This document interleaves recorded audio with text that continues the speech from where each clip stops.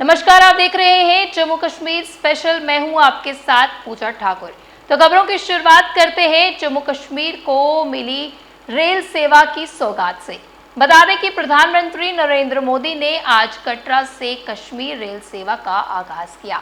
इस मौके पर प्रधानमंत्री नरेंद्र मोदी ने कटरा रेलवे स्टेशन पर वंदे भारत ट्रेन को हरी झंडी दिखाकर कश्मीर के लिए रवाना किया, जिसमें बड़ी संख्या में स्कूली छात्र व अन्य लोग मौजूद थे, जिन्होंने इस रेल में अपने सफर को बहुत ही आरामदायक और ऐतिहासिक बताया। इससे पहले प्रधानमंत्री नरेंद्र मोदी ने चिनाब दरिया पर बने दुनिया के सबसे ऊंचे रेलवे पुल अंजी खंड पुल का भी उद्घाटन किया। नीतू कपूर। एक्चुअली बात करें हम कश्मीर वंदे भारत के बारे में तो लफ्ज़ कम पड़ जाते हैं। जिस घड़ी का इंतज़ार तो फाइनली घड़ी आ चुकी है।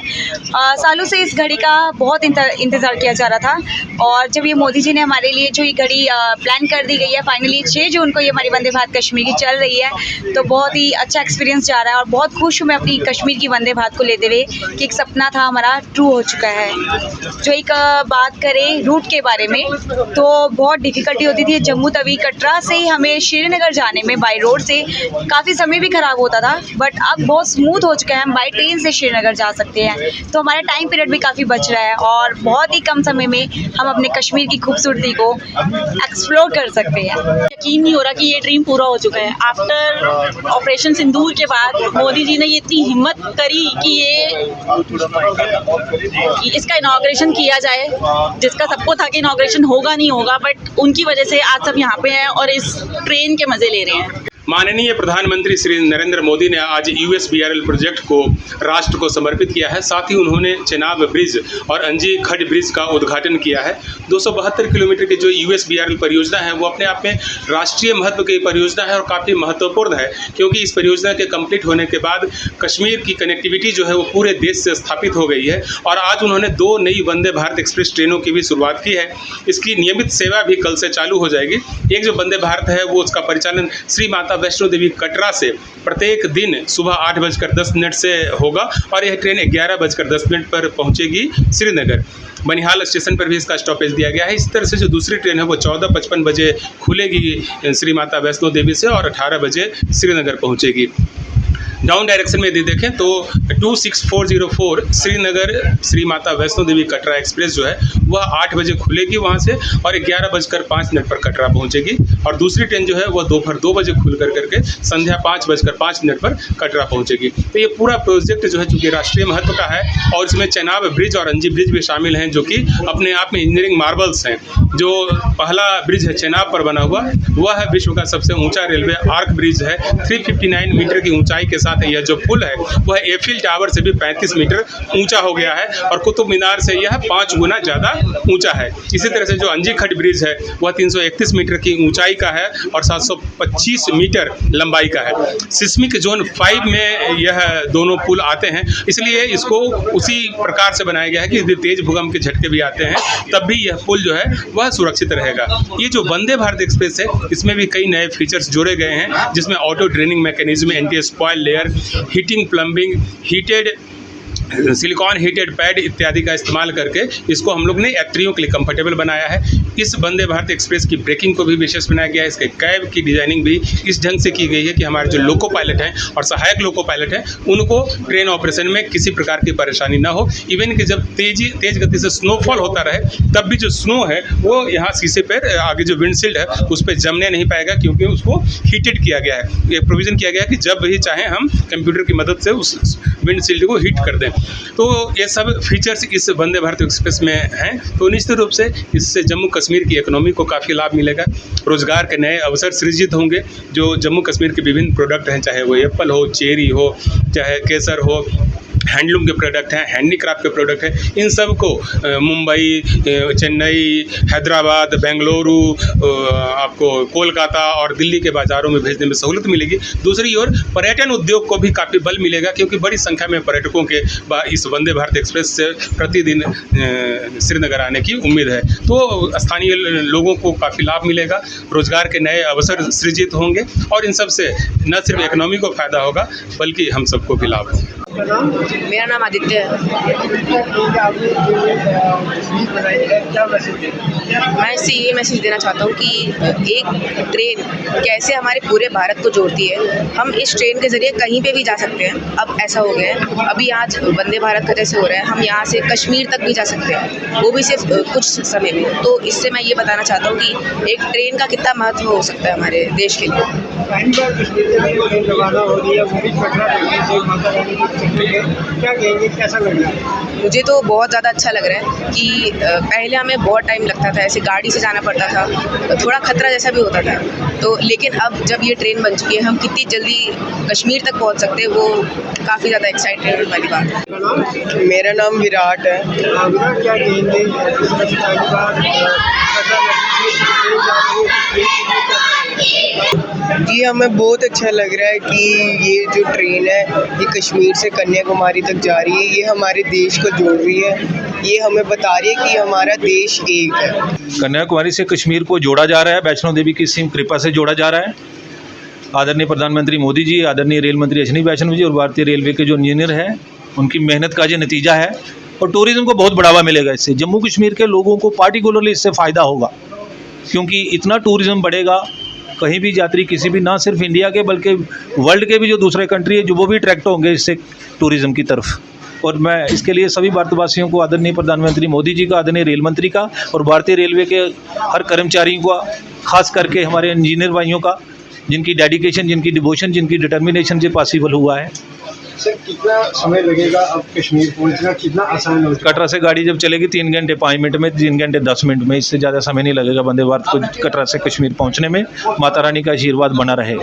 सर, बर्फबारी काफ़ी देखी जाती है सर्दियों के दिन। कोई भी मौसम होगा, किसी भी मौसम में कौन सी कठिनाई आ सकती है, उन सभी को ध्यान में रखकर ये गाड़ी डिज़ाइन की गई है। सेंट्रलाइज हीटिंग सिस्टम है, इसमें कम्फर्ट है, इसमें ईज़ है, इसमें रिलायबिलिटी है, ऐसी हर व्यवस्था की गई है गाड़ी। सर, टनल्स का क्या कहेंगे, जिस तरह से ट्रेन टनल से निकलेगी और किस तरह से दृश्य रहेगा सारा?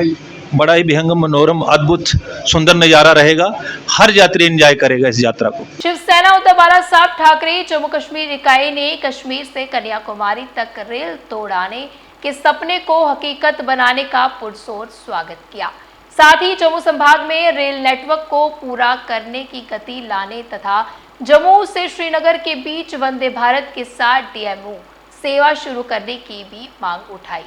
प्रदेश अध्यक्ष मनीष साहनी द्वारा इसको लेकर पत्रकार वार्ता की गई। देखिए, आज कन्याकुमारी से कश्मीर तक का रेल का सपना जो है, रेल पहुंचने का सपना साकार हो चुका है। देश के प्रधानमंत्री माननीय नरेंद्र मोदी जी ने हरी झंडी दिखाकर कश्मीर के लिए आज एक ट्रेन को रवाना किया है। शिवसेना UBT कश्मीर में रेल पहुंचने का जो है वो पुरजोर स्वागत करते हैं हम।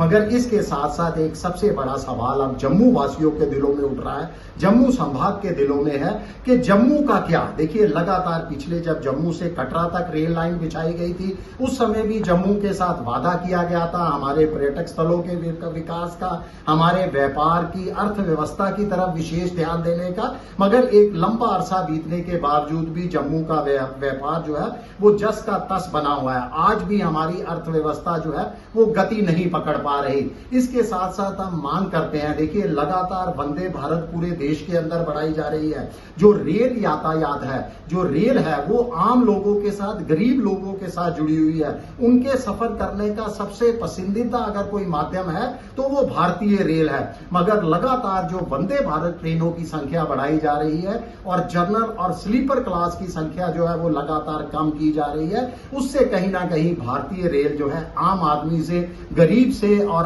आम लोगों से जो है वो लगातार दूर होती जा रही है। शिवसेना UBT जम्मू कश्मीर इकाई भारतीय रेल मंत्रालय से मांग करती है कि जो जम्मू संभाग के अंदर भी जो है रेल का सपना साकार किया जाए। पुंछ रजौरी की रेल लाइन की तरफ भी जो है वो ध्यान दिया जाए, जल्द से जल्द इसको पूरा किया जाए। किश्तवाड़ डोडा की तरफ भी जो है रेल विकास किया जाए।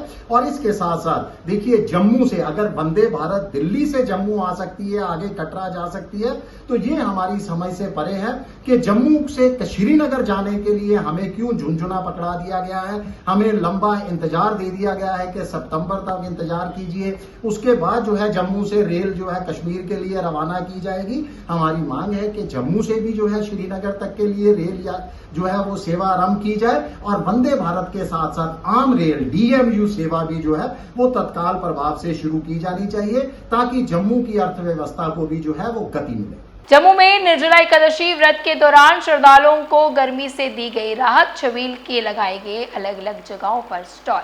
जम्मू में निर्जला एकादशी व्रत के अवसर पर श्रद्धालुओं को ताजगी और राहत प्रदान करने के लिए शहर भर में छबील लगाई गई, जिसमें आयोजकों ने अपने अपने विचार साझा किए। आपका नाम? मेरा नाम चैन सिंह है। क्या कहना चाहोगे आज निर्जला एकादशी ये शिविर निर्जला एकादशी के दिन Jammu club member all staff members द्वारा लगाई गई है।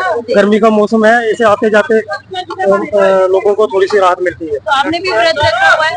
हमने तो रखा नहीं है व्रत, लेकिन बहुत सारे लोगों ने रखा हुआ है व्रत। ये परंपरा से चला परंपरा से चला गया सनातन। क्या सुना आपने इसके बारे में, क्यों ये निर्जला एकादशी में पानी का ऐसे तो 15 दिन के बाद आती है काशी, जो निर्जला काशी है, जो इसका बहुत महत्व है।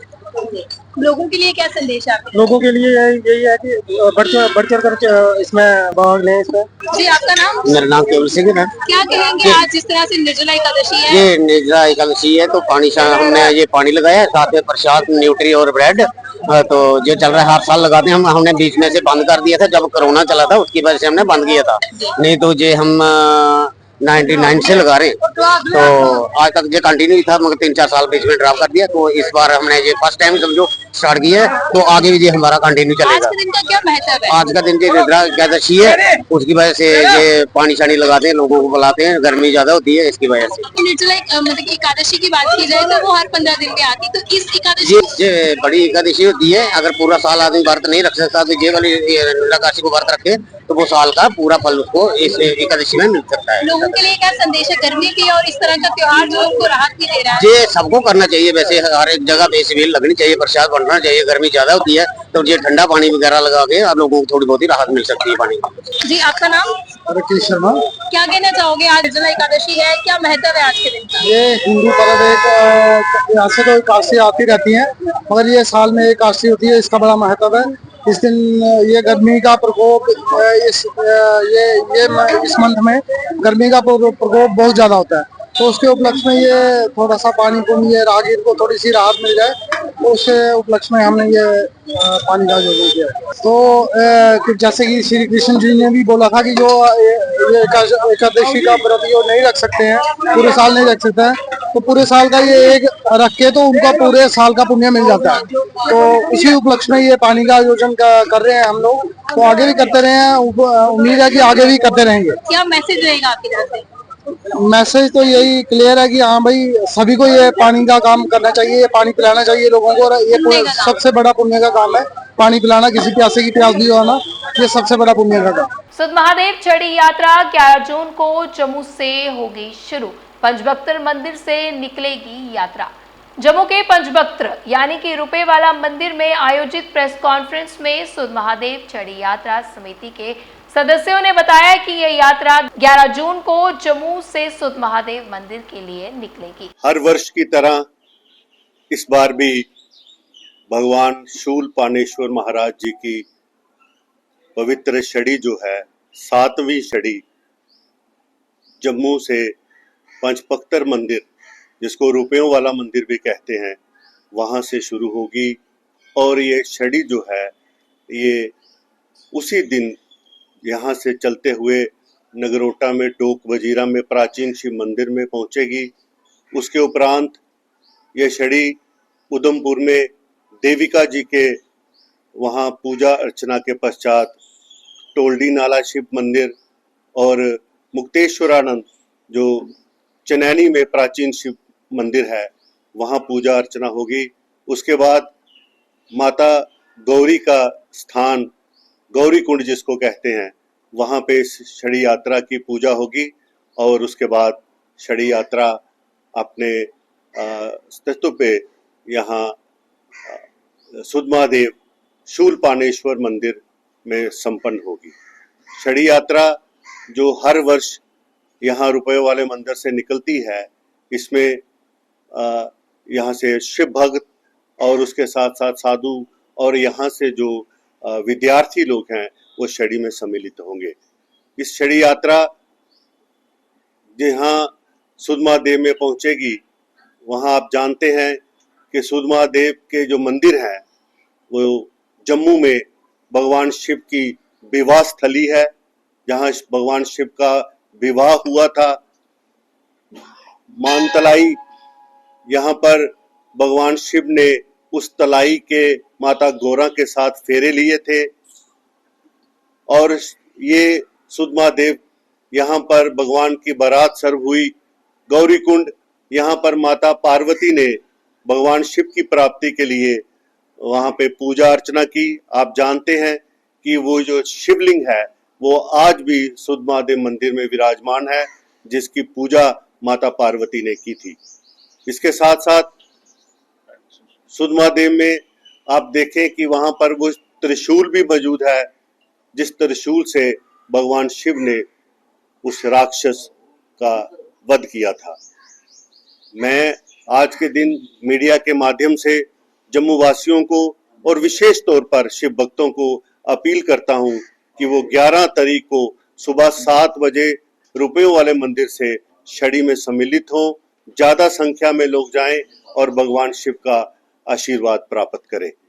मैं यहाँ पर प्रशासन से भी अपील करना चाहता हूँ, चाहे वो सिविल है या पुलिस प्रशासन है, कि वो छड़ी यात्रा की समूह तरीके से, सही तरीके से यात्रा संपन्न हो, उसके लिए वो अपने तरीके से जैसे हर साल इंतजाम करते हैं, इस बार भी वो इंतजाम करें।